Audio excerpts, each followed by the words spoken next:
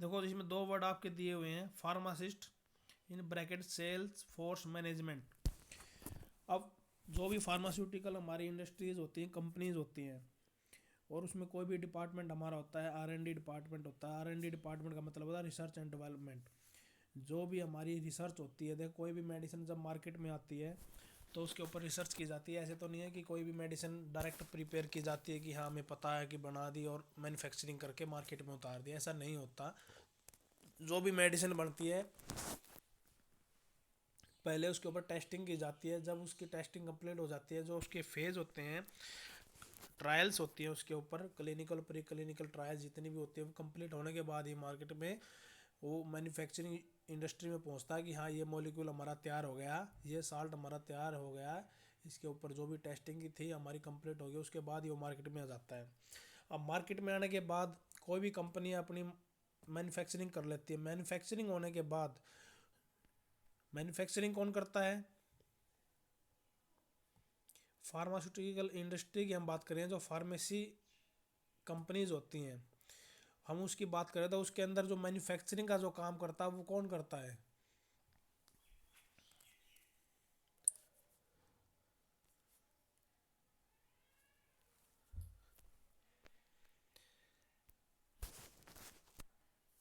कौन करता है?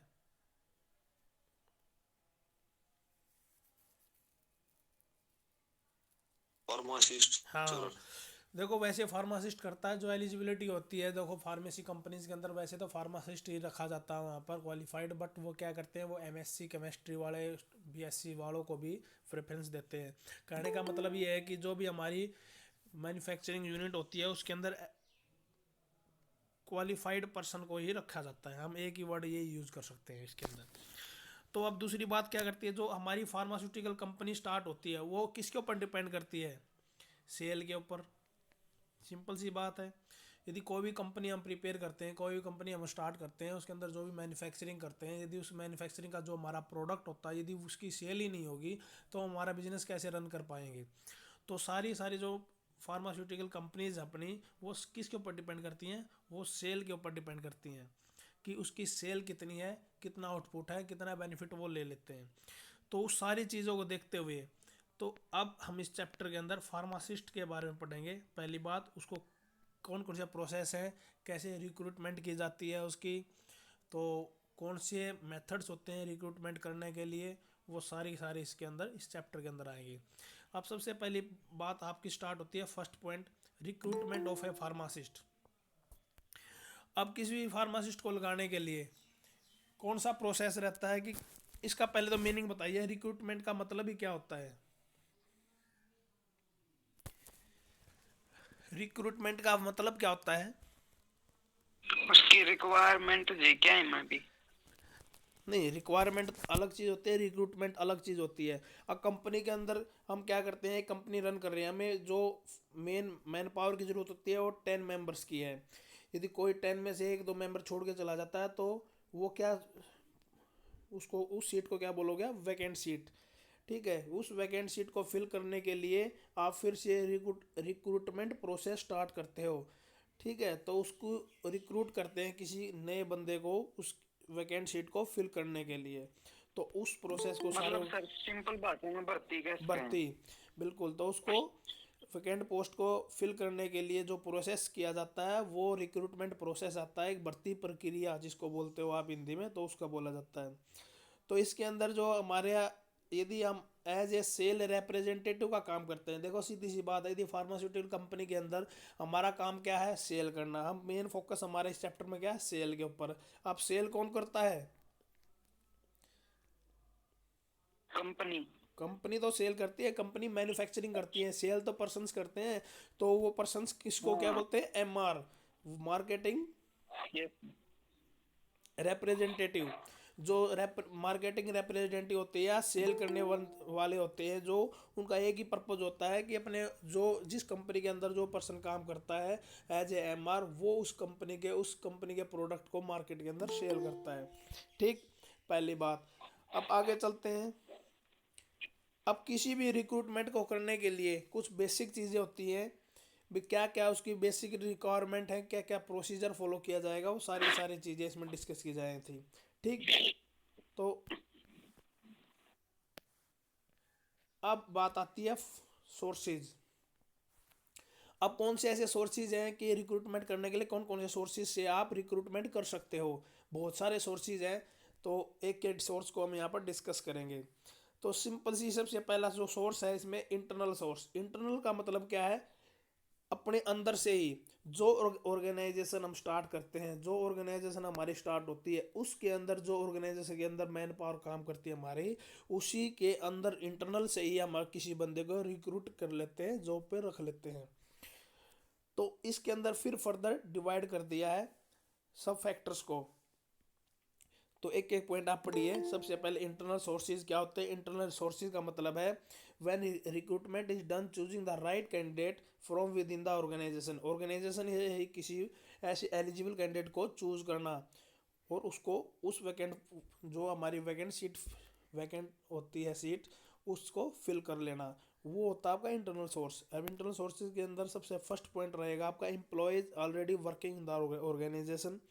उस ऑर्गेनाइजेशन के अंदर ऑलरेडी जो काम कर रहे हैं एम्प्लॉय, उन्हीं में से किसी को रिक्रूटमेंट पे रखना, वहीं से रिक्रूट कर लेना और अपनी जो वैकेंट सीट वहाँ पर वैकेंट सीट थी जो हमारी उसको फिल करना। डिपार्टमेंट के अंदर, उसको फिल कर लेना। ठीक। Second, recommendation of the existing pharmacist. Existing का मतलब है जो पहले से ही जो काम, वहीं पर हाँ जो पहले से ही वहीं पर काम कर रहा काम है, कर। तो वो किसी को रिकमेंड कर दे।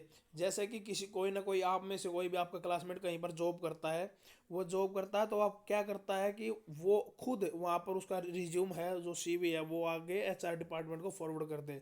तो वो क्या है कि आपने रिकमेंडेंट किया अपने फ्रेंड को कि आप इसको रख लीजिए। तो आप किसी को रिकमेंड करवाते हैं तो उसके अंदर क्या क्या क्वालिटीज़ देखते हो आप। ऐसा तो नहीं है अभी बहुत से आप एक चीज़ बताइए, आपके क्लास में 70 बच्चे हैं, 70 में से आप किसी दो या एक बच्चे को रिकमेंड करवाते हो आगे के लिए कि हाँ इसको जॉब पे रख लीजिए, इसका रिज्यूम फॉरवर्ड किया आपने एचआर डिपार्टमेंट के लिए। ऐसे तो बहुत से बच्चे हैं, हर किसी का तो नहीं कर सकते। तो उसके अंदर ऐसी कौन सी क्वालिटी आप देखते हो, कौन सी क्वालिटी देखोगे आप। Knowledge sir, knowledge qualification, about. Knowledge, eligibility. नहीं, सबसे पहले जो मेन फैक्टर रहेगा वो सबसे मेन फैक्टर रहेगा। देखो आप किसी भी कंपनी के अंदर जॉब करते हो, किसी भी फार्मास्यूटिकल कंपनी के अंदर जॉब करते हो, आपको उसके टर्म कंडीशन का पता है कि इस कंपनी के अंदर कितना वर्कलोड है। सिंपल सी बात है, अब वर्कलोड है 12 घंटे का। अब बंदा आपने ले लिया आलसी, कोई काम नहीं कर पाए इतना, वो क्या करेगा, एक दिन आया दूसरे दिन आएगा ही नहीं, छोड़ के भाग जाएगा।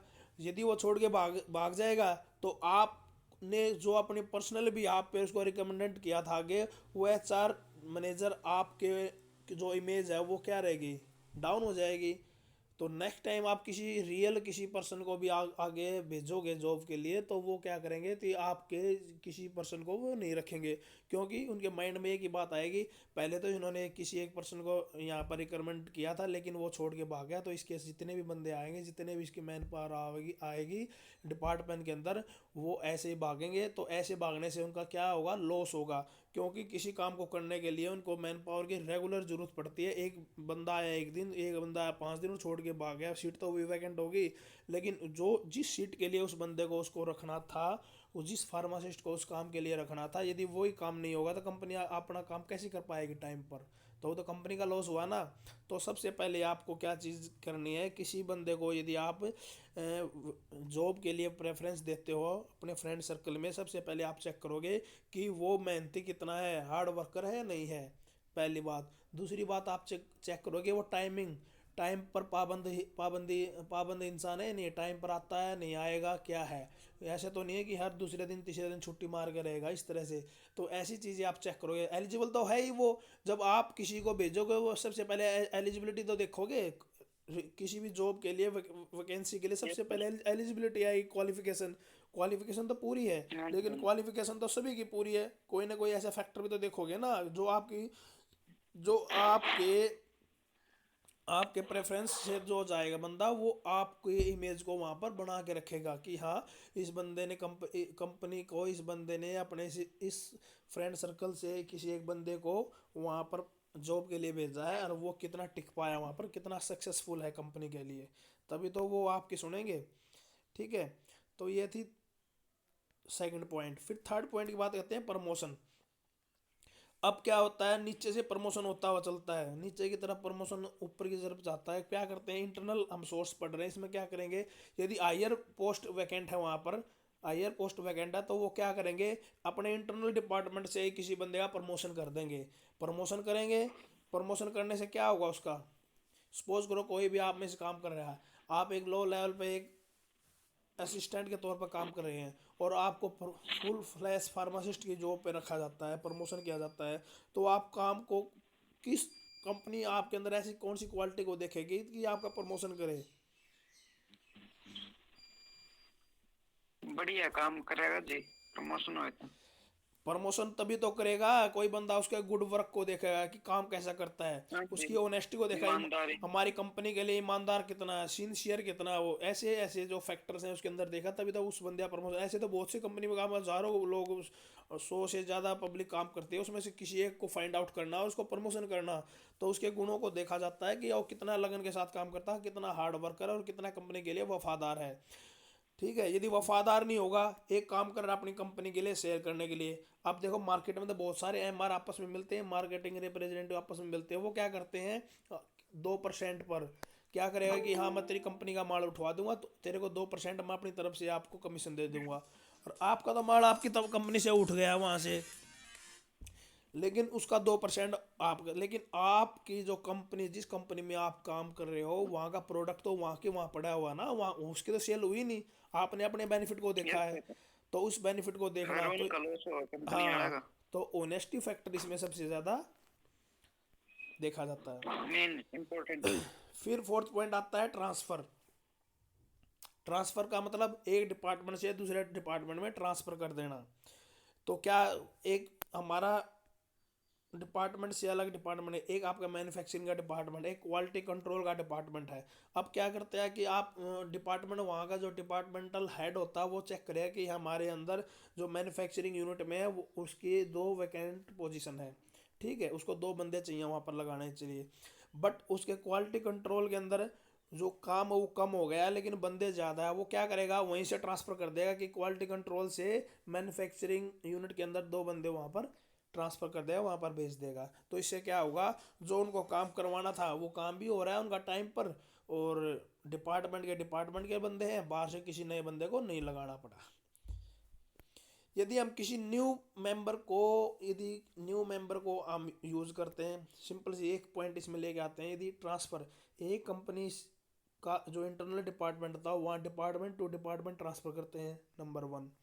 दूसरी बात, उसी पोजीशन में किसी न्यू बंदे को लगाना, किसी न्यू एम्प्लॉय को रिक्रूट करना, तो कौन सा बेनिफिशियल रहेगा आपके लिए। जो कंपनी में काम में करता हो जी वो हाँ, बेनिफिशियल होगा। बिल्कुल वही बेनिफिशियल रहेगा, क्योंकि उसको नॉलेज है वर्क की पहले से ही। अब नया बंदा कोई आएगा, कोई नया एम्प्लॉय उस कंपनी के अंदर आएगा, उसको सारे टर्म कंडीशन समझाए जाएंगे, उसको काम समझाया जाएगा। 2-4 महीने उसको लगते हैं रूटीन में लाने के लिए, उससे तो बेटर ये है कि जो कंपनी के इंटरनल जो वर्कर है, जो काम कर रहा है, उसी को आप ट्रांसफ़र कर दो और उसी को रिक्रूट करके रख लो आप। फिफ्थ पॉइंट आप करेगा re employment of the former employee. Former मतलब पहले से ही जो आपका काम करता था, कोई बंदा पहले से आपकी कंपनी में काम करता था, लेकिन किसी कारणवश वो किस कंपनी को लेफ्ट कर गया, छोड़कर कि कहीं और किसी कंपनी में जॉब करने लगा है, वो क्या करे, कंपनी दोबारा से जब वैकेंसी निकालती है, तो वो पहले वाले एम्प्लॉयर होते हैं, वो यदि वहाँ पर सीवी अपना भेजते हैं तो प्रेफरेंस उसको दी जाती है। क्यों दी जाती है, क्योंकि उस एम्प्लॉयर को उस कंपनी के बेनिफिट्स का पता है, उसके वर्कलोड का पता है, हाँ, वर्क प्रोसेस का उसको पहले से ही पता है कि इसमें क्या क्या होता है, इस कंपनी के अंदर कैसे कैसे क्या प्रोडक्ट बनाया जाता है, कौन सा प्रोडक्ट बनता है, तो उसके लिए बेनिफिशियल रहता है ऑर्गेनाइजेशन के लिए।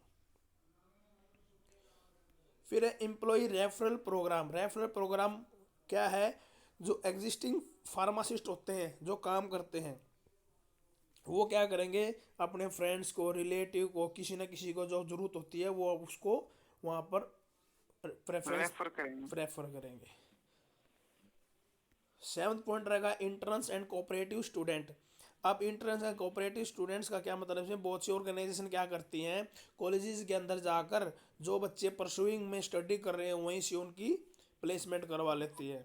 ठीक है, तो वो क्या करते हैं, जैसे आपका अब जैसे सेकंड ईयर हो जाएगा, सेकंड ईयर होने के बाद जब आपकी 3 मंथ की ट्रेनिंग लगती है, तो इस 3 मंथ की ट्रेनिंग का मतलब क्या है, ये आप इंटर्न्स के अंदर आ गई, ये इंटर्नशिप आपकी लगी हुई है। अब वो इंटर्नशिप किसके लिए बेनिफिशियल है, जहाँ पर आप अपनी ट्रेनिंग लगवाओगे, किसी हॉस्पिटल में गए, हॉस्पिटल ने आपकी ट्रेनिंग लगा दी भाई इस फार्मेसी पे आपने काम करना है, तो उस फार्मेसी के लिए देखो ना, तो उस फार्मेसी ने आपको पेमेंट करनी, सीधी सी बात है, और आपसे जो काम लेना था वो काम भी ले रहे हैं, और आपको जिस सर्टिफिकेट की जरूरत थी आपका अपना सर्टिफिकेट वहाँ से प्रिपेयर हो रहा है, आपकी रिक्वायरमेंट है वो भी फुलफिल हो रही है, तीनों चीज़ें आपकी कंप्लीट हो रही हैं। सीधी सी बात है, ऑर्गेनाइजेशन को फार्मासिस्ट चाहिए, सिंपल। स्टूडेंट को अपना ट्रेनिंग सर्टिफिकेट चाहिए, सिंपल। ऑर्गेनाइजेशन के पास इतने पैसे नहीं है कि अपने फार्मासिस्ट को रखे हो बार बार, वो क्या करते हैं, हर साल जो बच्चे आप डिप्लोमा से निकलते हैं वहाँ से फार्मासिस्ट को उठाते हैं और वहाँ पर क्या करते हैं, उनसे फार्मेसी का काम करवाते हैं। 3 मंथ्स की एक की ट्रेनिंग हुई, फिर वेटिंग में चलते हैं स्टूडेंट्स। अब जो वेटिंग में चलते हैं फिर उनके 3 मंथ्स के करके उनका साल ऐसे निकल जाता है, और किसी फार्मासिस्ट को लगाने की उनको जरूरत नहीं पड़ती, ना किसी को पे देना पड़ता है, और पार्ट टाइम बेसिस पर उनका काम भी चल जाता है, उधर से स्टूडेंट का भी काम चल जाता है। तो दोनों के लिए दोनों बेनिफिशियल चीज़ें होती हैं। तो ये हमारे जो फैक्टर्स थे वो हम पढ़े थे, सोर्सेज ऑफ रिक्रूटमेंट। रिक्रूटमेंट करने का सोर्सेज में सबसे पहला जो सोर्स था हमारा इंटरनल सोर्स। तो आपने क्या करना है, मेन हेडिंग कॉपी के अंदर बनाना है, पहले तो फार्मासिस्ट होता क्या है, उसके बाद लिखना सोर्सेज ऑफ फार्मासिस्ट रिक्रूटमेंट, उसमें इंटरनल सोर्स ऐसे लिख के इंटरनल सोर्स, और उसके अंदर टेबल बना दो ऐसे फैक्टर्स की, बस ये फैक्टर लिखो और उनको अपनी लैंग्वेज में खुद को उसको जैसे भी आपको लगता है उस तरह से उसको एक्सप्लेन कर दीजिए पेपर में, सिर्फ ये पॉइंट्स को आपने याद करना है। अब सेकंड सोर्स की बात करते हैं, एक्सटर्नल सोर्स। फर्स्ट वाले में कोई प्रॉब्लम तो नहीं है ना। No sir. अब बात करते हैं एक्सटर्नल सोर्स की। एक्सटर्नल सोर्स की बात करते हैं, इंटरनल मतलब अंदर से, external means outside from organisation, उस ऑर्गेनाइजेशन से बाहर से किसी बंदे को रिक्रूट करना, किसी को लगाना। तो सबसे पहली बात है एक्सटर्नल सोर्स में क्या है, टाइम और एक्सपेंसिवनेस, दोनों चीज़ें ज़्यादा लगती हैं। एक तो टाइम कंज्यूमिंग है, पहले बंदे के लिए रिक्रूटमेंट निकाली जाएगी, फिर उसके बाद रिज्यूम आएंगे, उसके बाद फिर उनको सेलेक्ट किया जाएगा, रिज्यूम को सेलेक्ट करने के बाद फिर एक पैनल बिठाया जाएगा, फिर उनके इंटरव्यूज लिए जाएंगे, इंटरव्यू लेने के बाद फिर उनका जाके सिलेक्शन होगा, ये टाइम ज़्यादा लग जाता है, महीने 2 महीने 3 महीने। दूसरी बात एक्सपेंसिवनेस, महंगा क्यों रहेगा, क्योंकि जब आप रिक्रूटमेंट के लिए जॉब के लिए आप न्यूज़पेपर में निकालोगे वैकेंसी, वहाँ पर आपको पेमेंट करनी पड़ेगी, पहली बात। उसके बाद जो आप पैनल तैयार करोगे उस पैनल को आपको पे देनी पड़ती है, कि यहाँ सिलेक्शन प्रोसेस के लिए भाई ये बंदा आएगा, उसका लंच डिनर जो भी है। तो इस तरह से वो क्या एक्सपेंसिव भी होता है, टाइम कंज्यूमिंग भी वो रहता है। तो इसके अंदर हम पढ़ते हैं एक्सटर्नल सोर्स के अंदर सबसे फर्स्ट पॉइंट फैक्टर रहेगा आपका डायरेक्ट अनसोलिसिटेड एप्लीकेशन और वॉक इन इंटरव्यू। तो इसमें क्या रहेगा, सिंपल सी बात, इसमें क्या है, जैसे कंपनीज वॉक इन इंटरव्यू निकाल देती है, कि बहुत सी कंपनीज वैसे देखते हो गया कि न्यूज़पेपर में भी ऐड आती है, भाई वॉक इन इंटरव्यू है, आपने क्या करना है, सिर्फ अपने डॉक्यूमेंट्स लेने और डायरेक्ट वहाँ पर टाइमिंग जो दी हुई है वहाँ पर पहुँच जाइए आप, ठीक है, और वहाँ पर आपका सिलेक्शन हो जाता है। तो ये था पहला पॉइंट, डायरेक्ट एप्लीकेशन मांग लिया आपसे और डायरेक्ट आप गए, वहीं पर आपका ऑन द स्पॉट इंटरव्यू हुआ, सिलेक्शन हुआ और वहीं पर आपको जॉब पे रख लिया। सिंपल बात, ये था एक्सटर्नल सोर्स का फर्स्ट पॉइंट। सेकंड है एम्प्लॉयमेंट एजेंसी। अब एम्प्लॉयमेंट एजेंसी का मतलब है कंसल्टेंसी टाइप का। वो क्या करते हैं ऑर्गेनाइजेशन, उसके पास इतना टाइम नहीं होता, वो क्या करती है हायर्स कर लेती हैं ऑर्गेनाइजेशन को। तो जो भी एम्प्लॉयमेंट एजेंसी होती हैं बड़ी बड़ी सिटीज़ मेट्रो सिटीज़ के अंदर, वो कंपनीज क्या करती है उनको अपना एक ठेका दे देती है टाइम पीरियड के, भी मेरे को इतने 10 बंदे चाहिए, उसकी ये क्वालिफिकेशन मेरे को चाहिए और हम इतनी सैलरी उसको देंगे, बस। इससे क्या बेनिफिट है कंपनी को, जो कंपनी का खर्चा होना था वो तो सारा एज इट इज बच जाएगा, उसका कुछ परसेंट उस एम्प्लॉयमेंट एजेंसी को उसको पे करना है। उसके बाद जो उनको क्वालिफाइड पर्सन चाहिए था वो उनको डायरेक्ट मिल जाते हैं। कंपनी को अपनी तरफ से कोई भी टाइम और एक्सपेंस लगाने की इतनी ज़्यादा ज़रूरत नहीं होती। डायरेक्ट जो भी एजेंसी होती है उनको हायर कर लेते हैं और एजेंसी को बोल देते हैं भैया हमारी ये एलिजिबिलिटी है, ये वर्क है, इस टाइप का काम करना है बंदे को, और ये क्वालिफिकेशन हमें चाहिए, और इस इतने इतने घंटे की उसका काम रहेगा। तो जो एम्प्लॉयमेंट एजेंसी है वो अपने बिहाफ पर रिक्रूटमेंट करती है और वहाँ पर भेज देती है। थर्ड पॉइंट रहेगा आपका pharmacist making calls on the company. इसमें क्या है, अब आपने क्या किया है कि आपने क्वालिफिकेशन कर ली है, क्वालिफिकेशन होने के बाद आप घर पर बैठे हो और आप क्या करते हो, फिर इंटरनेट से सर्च करते हो भाई कौन कौन सी कंपनियां हमारे डिस्ट्रिक्ट के अंदर है, कौन सी स्टेट के अंदर है, कौन सी कहाँ पर है। वहाँ पे उनके कॉन्टैक्ट नंबर निकालते हो और वहाँ पर फ़ोन कॉल करते हो, फ़ोन कॉल करके वहाँ पर पता करते हो सर आपके डिपार्टमेंट में कोई वैकेंसी है या नहीं है। यदि वैकेंसी है तो आप वहाँ पर फिर अपना CV फॉरवर्ड करते हो। इस तरह से जो रिक्रूटमेंट होती है वो एक्सटर्नल सोर्स का पार्ट है, और इस एक्सटर्नल सोर्स के पार्ट का ये थर्ड पॉइंट है, pharmacist making calls on the company. Fourth point रहेगा आपका sales forces of non competing companies other industry sources. इसका क्या मीनिंग रहेगा आपका, अब एक चीज़ की सोचिए, एक कंपनी आपकी वो आपका काम करती है टैबलेट के अंदर, दूसरी जो कंपनी है वो मैन्युफैक्चरिंग करती है सिरफ की।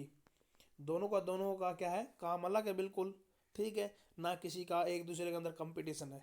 अब वो कंपनीज आपस में क्या करती हैं कि यदि टैबलेट वाले पोर्शन वाली कंपनी को मैन पावर की ज़रूरत है, वो इस कंपनी के अंदर कॉन्टैक्ट करेगी।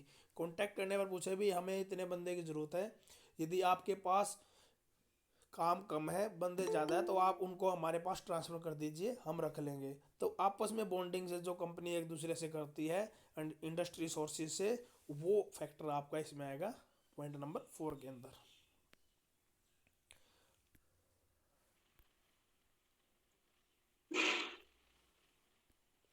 Cell forces of competing companies. अब इसके अंदर क्या रहेगा, जो जिस कंपनी के अंदर कंपटीशन है, एक ही प्रोडक्ट आप प्रिपेयर करते हो, सिमिलर प्रोडक्ट आपका, वही सर्विस आप दे रहे हो, वही सर्विस दूसरी कंपनी देती है, सेम प्रोडक्ट आपका, तो उस कंपनी के अंदर क्या क्या किस भी आप पे आप रिक्रूटमेंट करोगे, आप कैसे कंपटीशन शो करेगा, वो शो करेगा आपका कैंडिडेट जो आप रिक्रूट करोगे उसका पोटेंशियल कितना है, पहली बात, दूसरा उसका एक्सपीरियंस कितना है, क्योंकि जो कंपनी की इमेज है वो एम्प्लॉय की इमेज से ही चलती है। अब एक कंपनी रिक्रूटमेंट कर रही है फ्रेशर कैंडिडेट को, ठीक है, फ्रेशर को रिक्रूट कर रही है, दूसरी जो कंपनी लगा रही है वो किसी एलिजिबल पर्सन को ले रही है जिसका एक्सपीरियंस है। तो जो कंपनी को बेनिफिट देगा वो कौन सा पर्सन देगा, फ्रेशर देगा या एक्सपीरियंस वाला, एक्सपीरियंस वाला देगा। एक्सपीरियंस वाला देगा। एक्सपीरियंस वाला क्यों देगा, क्योंकि उसको पहले से नॉलेज है इन चीज़ों का।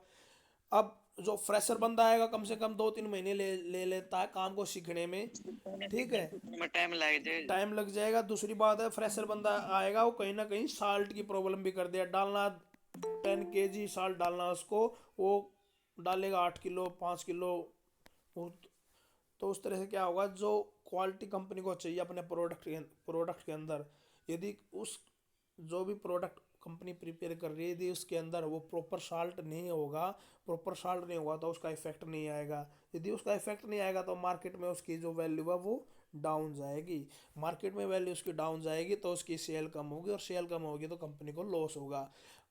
अब तो कंपनी को 2-4 हज़ार रुपये का बैंक अपने फ़ायदे के लिए, फ्रेशर सस्ते मिलता है, एक्सपीरियंस ज़्यादा मिलता है, फ्रेशर को रख लिया, लेकिन वो बंदा उसको इतना नुकसान दे जाएगा उस कंपनी को कि वो झेल नहीं पाएगी। तो इस तरह से एक्सपीरियंस बंदे को पहले से ही रिक्रूट किया जाता है।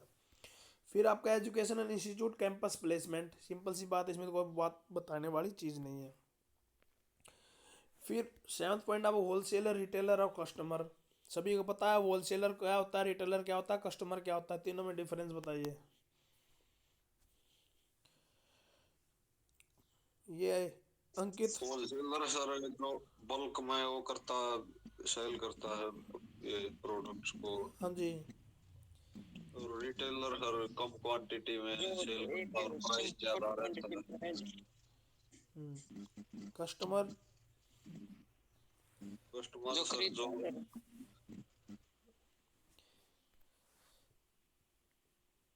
हाँ, कस्टमर होलसेलर रिटेलर, देखो होलसेलर रिटेलर का मेन पर्पस क्यों हम पढ़ रहे हैं इसमें, और हम ये पढ़ रहे हैं एक्सटर्नल सोर्स ऑफ रिक्रूटमेंट का। एक्सटर्नल सोर्स ही हमारा पार्ट है होलसेलर रिटेलर। अब होलसेलर रिटेलर के अंदर भी तो फार्मासिस्ट काम करता है, और हम ये जो सब्जेक्ट पढ़ते हैं वो फार्मास्यूटिकल इंडस्ट्री से रिलेटेड है, क्योंकि हमारा सारा काम ही इसके ऊपर बेस करता है।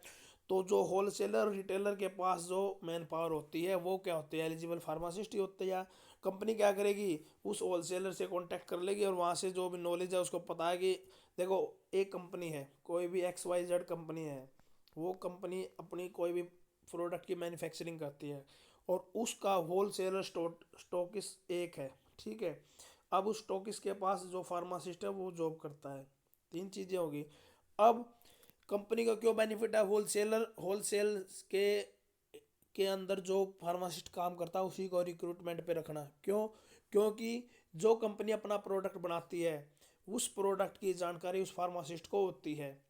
अब क्या करता है वो होलसेलर या रिटेलर के पास जो भी काम करता है फार्मासिस्ट, कोई भी एक ही प्रोडक्ट है, सेम प्रोडक्ट, लेकिन कंपनीज अलग हैं। वो क्या करता है कि बेनिफिट को लिए, अब एक होलसेल वाला दूसरा होलसेल वाला दोनों का आपस में कंपटीशन है प्राइस के लिए और सेल के लिए और उसके रिजल्ट के लिए। यदि प्रोडक्ट का रिजल्ट ही नहीं आएगा तो उसकी सेल है एक बार तो ऊपर जाएगी ग्रोथ में, लेकिन वो डाउन चली जाएगी। कोई पेशेंट आता है, उसको दिया आपने 10 रुपये की स्ट्रिप, वही से अलग कंपनी की सेम मेडिसिन आपने दी 5 रुपये की, लेकिन इस 10 रुपये पे बचते आपको 8 रुपये हैं और इस पे बचे 2 रुपये। लेकिन इस 2 रुपये वाले की बचत में उसको रिजल्ट मिल रहा है पेशेंट को। एक बार तो आपका जो 10 वाला जो स्ट्रिप है इसका बिजनेस आपका रन करेगा, क्योंकि कस्टमर आएगा एक बार वो ले जाएगा, उसको जब लगेगा कि मेरे को इसमें ट्रीटमेंट में कोई लाभ नहीं हुआ तो क्या करेगा, वो चेंज कर ले अपनी मेडिसिन, या जिस डॉक्टर से ले दिया वो डॉक्टर चेंज कर देगा।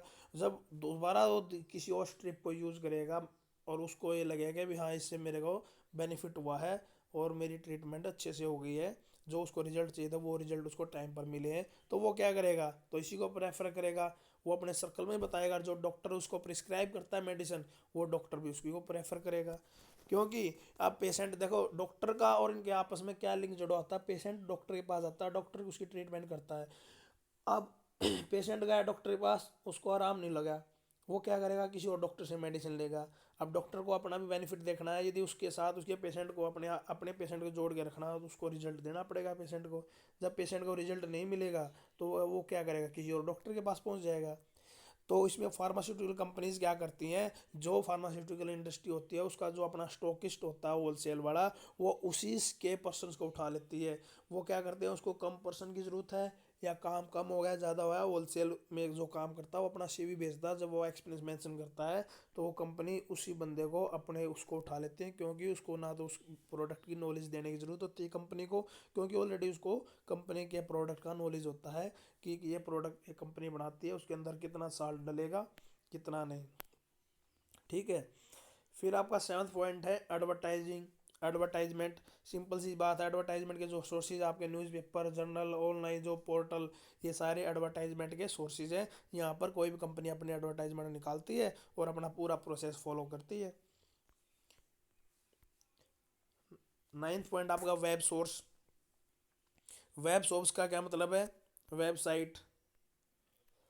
जितनी कंपनीज होती है अपना जो भी रिक्रूटमेंट का प्रोसेस होता है, रिक्रूटमेंट जो उनको चाहिए वो सारी की सारी उसके ऊपर डाल देती है वेबसाइट के ऊपर।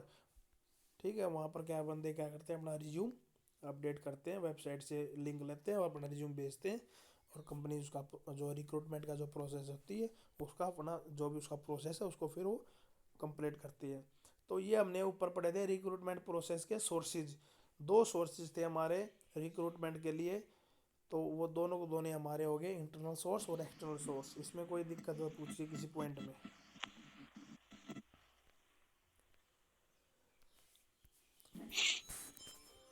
कोई प्रॉब्लम? वो नहीं सर सर। अब आगे चलता है हमारा रिक्रूटमेंट प्रोसीजर। रिक्रूटमेंट प्रोसीजर का मतलब क्या है, जो हमने ऊपर जो हमारे सोर्सेज थे, वो सोर्स था हमारा सिर्फ रिक्रूटमेंट करने का, कि किसी बंदे की रिक्रूटमेंट करनी है तो उसको किस किस सोर्सेज के आप बुला सकते हो। अब इसमें है प्रोसेस। उस प्रोसेस को सोर्सेज से आपने रिक्रूटमेंट आ गए, आपके पास बंदे आ गए भाई, इतने 10 कैंडिडेट आ गए। अब उनको लगाना कैसे है, कैसे आप आइडेंटिफाई करोगे, तो वो प्रोसेस आपका इसमें पढ़ोगे आप। ये पॉइंट है। सबसे पहले रिक्रूटमेंट प्लानिंग। अब आपके माइंड में कोई भी एचआर का मैनेजर होता है, जो रिक्रूटमेंट करता है, जो हेड होता है, उसको सबसे पहले प्लानिंग करनी होती है कि मेरे को कितने एलिजिबल फार्मासिस्ट चाहिए और इसके ऊपर कितनी कॉस्ट आएगी और कौन कौन से सोर्सेज से मैं उनको ले सकता हूँ। मतलब एक माइंड में इमेज सेटअप करनी है उसने, पूरा पूरा डाटा। एक्सटर्नल सोर्स बेनिफिशियल है, इंटरनल सोर्स बेनिफिशियल है उसके लिए, या इंटरनल सोर्स का कौन सा फैक्टर उसके लिए बेनिफिशियल है। बेनिफिशियल इन द सेंस कि जो उसको काम चाहिए वो काम भी मिले, और जो जिस पर्सनस की वो रिक्रूटमेंट करेगा उनको काम भी सिखाना ना पड़े, और उनको सैलरी भी कम दी जाए। तो इस तरह से वो प्रॉपर अपनी प्लानिंग करेगा, सबसे पहला फैक्टर। सेकंड है आइडेंटिफाइंग रिक्रूटमेंट सोर्स। अब उसने प्लानिंग कर ली है भाई, मेरे को इतने बंदे चाहिए, ये एलिजिबिलिटी चाहिए, ये क्वालिफिकेशन चाहिए, तो इस टाइम तक मेरे को चाहिए और इतने टाइम पीरियड के लिए मेरे को काम करवाना। उसने प्लानिंग पूरी कर ली। उसके बाद क्या करेगा, वो सोर्स को ढूंढेगा, कौन से सोर्स उसके लिए बेनिफिशियल रहेगा। फिर उसको सोर्स ढूंढेगा, एक्सटर्नल सोर्स से काम करवाना है या इंटरनल सोर्स से काम करवाना है। इंटरनल सोर्स से रिक्रूटमेंट करनी है, एक्सटर्नल से, उस सोर्स का कौन से फैक्टर उसके लिए बेनिफिशियल रहेगा, कौन से फैक्टर से रिक्रूटमेंट करवाए, वो आइडेंटिफाई करेगा। ठीक। थर्ड पॉइंट रहेगा कॉन्टैक्टिंग सोर्सेज। अब सोर्स उसने फाइंड आउट कर लिया, आइडेंटिफाई कर लिया भाई इस सोर्स से मेरे को करवाना, तो उस सोर्स के से कॉन्टैक्ट करेगा। यदि उसको यह लगता है कि पब्लिक से डायरेक्ट वैसे न्यूज़पेपर एडवर्टाइजमेंट के थ्रू करवाना है, तो कॉन्टैक्ट किससे करेगा, न्यूज़पेपर एजेंसी से करेगा। न्यूज़पेपर एजेंसी को अपनी एडवर्टाइजमेंट देगा। या उसको लगता है कि मेरे को किसी एजेंसी से काम करवाना है, तो एजेंसी से कॉन्टैक्ट करेगा। तो कॉन्टैक्टिंग सोर्स का मतलब है उस प्रॉपर चैनल से कॉन्टैक्ट करना जहाँ से उसको रिक्रूटमेंट करवानी है अपनी। फिर रहेगा एप्लीकेशन पूल। अब कॉन्टैक्टिंग सोर्सेज से उसने कॉन्टैक्ट कर लिया, उसके बाद क्या करेगा, अब उसकी एडवर्टाइजमेंट निकल गई है मार्केट के अंदर, वहाँ से बहुत सारी एप्लीकेशंस आएंगी, रिज्यूम आएंगे। एप्लीकेशन का मतलब रिज्यूम, जो भी रिज्यूम्स है वो सारे के सारे वहाँ पर पहुँच जाएंगे। जब रिज्यूम पहुँच जाएंगे उसके बाद क्या करेगा, उसका सिलेक्शन प्रोसीजर शुरू हो जाएगा। रिज्यूम आए उसके बाद उसको क्या करेगा, इवालुएशन करेगा उसका, भाई कौन से कैंडिडेट ऐसे हैं, किन कैंडिडेट का रिज्यूम उसके काम के ऊपर फिट बैठता है, कि उसको जो काम करवाना था उसके ऊपर कौन से कैंडिडेट का रिज्यूम फिट बैठता है, पहली बात। दूसरी बात, जो उसको क्वालिफिकेशन चाहिए थी, उसी क्वालिफिकेशन में उसको उतनी पे पर उसको बंदे मिल रहे हैं या नहीं मिल रहे हैं, तो उसका वो सिलेक्शन प्रोसेस चलेगा। ये तो थे आपके 5 के 5 आपके फैक्टर, प्रोसीजर, रिक्रूटमेंट प्रोसीजर के फैक्टर जो आपको एक्सप्लेन करने हैं। बट सभी में एक कॉमन चीज़ इसने दे दी, इवैल्यूएशन एंड कंट्रोल। एरो लगा के सभी के ऊपर देखिए, सभी को एरो लगा के इसने नीचे कॉमन पॉइंट डाल दिया, इवैल्यूएशन एंड कंट्रोल। इवैल्यूएट करना, उसको पूरी तरह से आइडेंटिफाई करना कि जो प्रोसेस वो अपना रहा है और जिन बंदों को रिक्रूट करेगा वो उसके लिए कितने बेनिफिशियल हैं या नहीं हैं। ठीक है। तो ये था आपका पूरा प्रोसेस, रिक्रूटमेंट प्रोसेस, जिसके अंदर ये फैक्टर है। आगे इसने एक्सप्लेन कर दिया है को रिक्रूटमेंट प्लानिंग में फैक्टर दे दिया, नंबर ऑफ कॉन्टैक्ट, कौन कौन से कंपनी से कॉन्टैक्ट करेगा, किस टाइप में कॉन्टैक्ट करेगा वो। फिर सेकंड पॉइंट दे दिया आइडेंटिफाइंग रिक्रूटमेंट सोर्सेज। अब जो रिक्रूटमेंट के सोर्सेज हैं उनको कैसे आइडेंटिफाई करेगा। थर्ड दे दिया कॉन्टैक्टिंग सोर्सेज। फिर जो सोर्सेज उन्हें रिक्रूटमेंट के आइडेंटिफाई करे हैं तो उनसे कैसे वो कॉन्टैक्ट करेगा। ठीक है। फिर एप्लीकेशन पूल, वही सेम सिलेक्शन करेगा जो भी रिज्यूम सीवी जो उनके पास आएंगे। फिर उसके बाद फाइनल जो उसका सिलेक्शन प्रोसेस चलेगा, फिर उसका इवैल्यूएशन कंट्रोल करेगा। कंट्रोल कैसे, इवैल्यूएट कैसे करेगा, एक बंदे की क्वालिफिकेशन है डिप्लोमा, दूसरे बंदे की क्वालिफिकेशन है डिप्लोमा, एक बंदा सैलरी मांगता 10,000 रुपये, दूसरा बंदा सैलरी मांगता 8,000 रुपये, किसको रखेगा, 8 वाले को रखेगा। पहली बात सैलरी के भी आप पे देखेगा उसको। दूसरा फाइंड आउट करेगा नॉलेज के भी आप पे। नॉलेज उसको 10 वाले को ज़्यादा है, 8 वाले को कम है, फिर किसको रखेगा 10 वाले को, क्योंकि बेनिफिट उसको 10 वाले से मिल रहा है। इस तरह से वो क्या करेगा, अपना जो है इवोल्यूशन करेगा रिक्रूटमेंट प्रोसेस का, और उसके भी आप फिर फाइनल सिलेक्शन करेगा वो किसी पर्सन का। ठीक, ये 4 या 5 नंबर के क्वेश्चन से में आएगा, डायरेक्ट क्वेश्चन जो भी आते हैं। ये हमारे यहाँ तक हो गया। इसके बाद हमारा पॉइंट चलेगा selection of pharmacist next class में। तो इससे पहले वाले पढ़ लेना, और आगे वाले जो पीडीएफ है ये भी रीड आउट कर लेना, इसमें कोई दिक्कत आए पूछ लेना, बाकी इजी है सारा, एक बार पढ़ोगे कर लोगे। ठीक है। Yes sir.